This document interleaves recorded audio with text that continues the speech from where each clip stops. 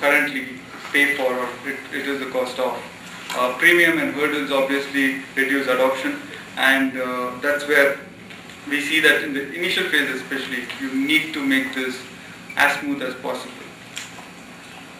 And then it can be used to do various actions, which is pay your bills, do ticketing, do e-commerce sites, over the counter transaction, and what have you. Education, I think this is probably the most important and probably the most difficult action point. All of us here have heard about mobile payments and know about it, but how many people outside this know? It's important to educate customers. First is to get them the idea of payments being enabled from the phone, and then is to walk them through the process of how do you go about it. So customer education can happen, especially with telcos which have a large reach out, have huge budget, so you can do some below the line activities with bill covers, inserts, websites, drive trials by sending reminders at points of time where a customer has a need to do an action. So bill payment is an absolute context where you are informed that you have a payment to do, and then you can do it from your phone. Promotions obviously simplify the process, give you a hook to go and do it right away. Marketing, which is essentially how do you communicate that there is a new concept, a new idea, and how do you give, sort of communicate the call to action in a simplified manner and communicate the benefit that a customer can derive by using the service. I'll quickly go into what actions happen on that front with MCheck and Airtel. Some stuff that's happened on the press that you would have seen, on magazines, some outdoor. And there is obviously the extremely costly commercials. I'm afraid you couldn't see it, only the subtitles are there to be heard.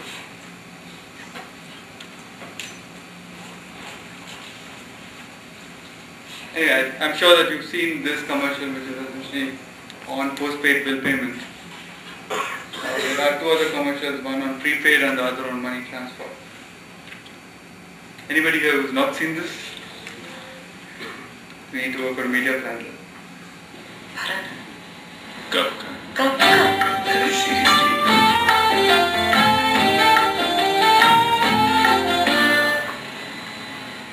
what did all of this result in?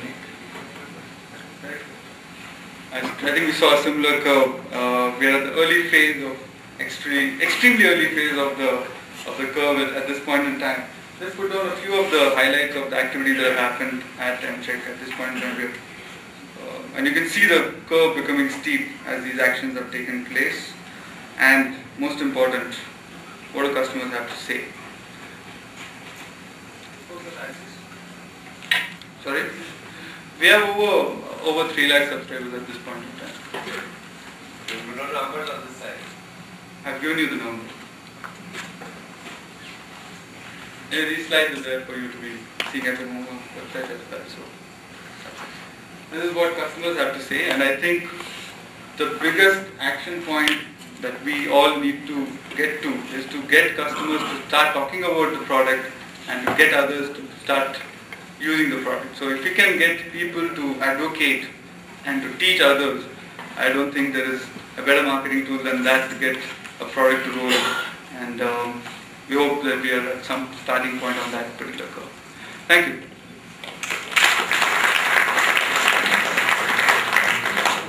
We'll open the floor for a few questions, and clearly we've heard a number of, if you will, resonating messages. It's still early in the game.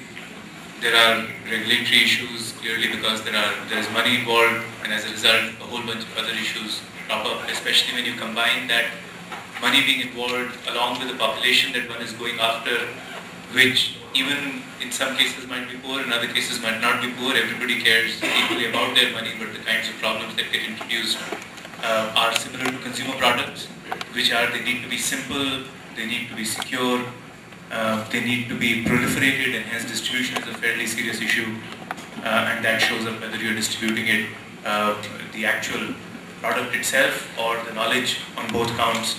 There is also the affordability issue. If you're talking about small amounts of money, shaving off pennies of a small amount of money takes a lot of shavings for it to add up to be a meaningful business. The seems like another recurring theme that shows up. And then of course the fact that there is the government involved makes it prudent for anybody in the space to have a lot of patience, because it will take its time before everybody around the table, including the government, gets comfortable with it. So anybody who's venturing down this path should not be hoping for making fabulous revenues next year, and hence they are there, but they will take time getting there. Some of the takeaways, would love to have questions from the audience for any and all of the panelists. Any takers?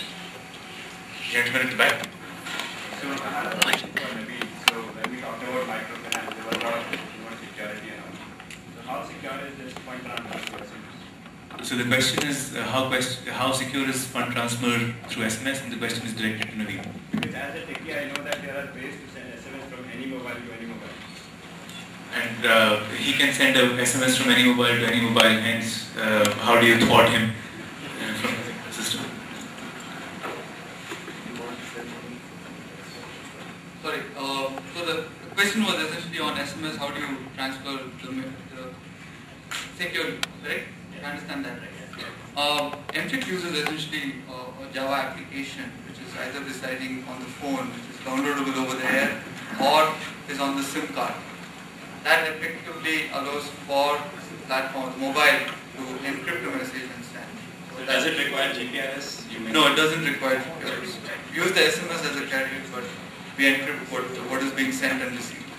Download Java application. So, without GPRS, you can have the SIM card which has the application pre-burnt on it.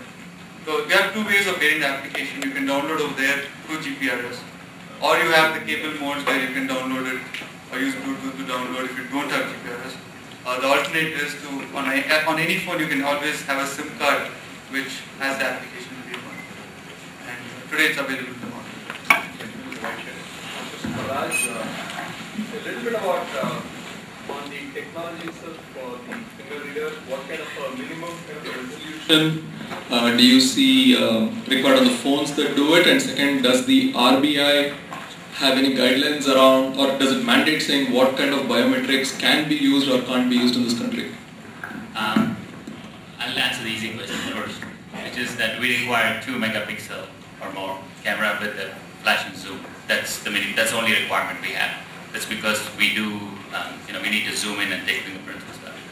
Regarding the RBI guidelines, we follow those guidelines that were published like in February or so, which says that you have to take a raw image and things like that. It doesn't really matter, because what we store is very similar to what a hardware biometric sensor would store. So ultimately, we use the same templates, we use the same. So what we have really done is just change the mechanism of capturing the fingerprint. So it's not a photo, it's not an image. So answer the question is, we kind of play with the same field. Otherwise it would be impossible. And we have deployed it in other parts of the world, like Japan and stuff. So I kind of think it works.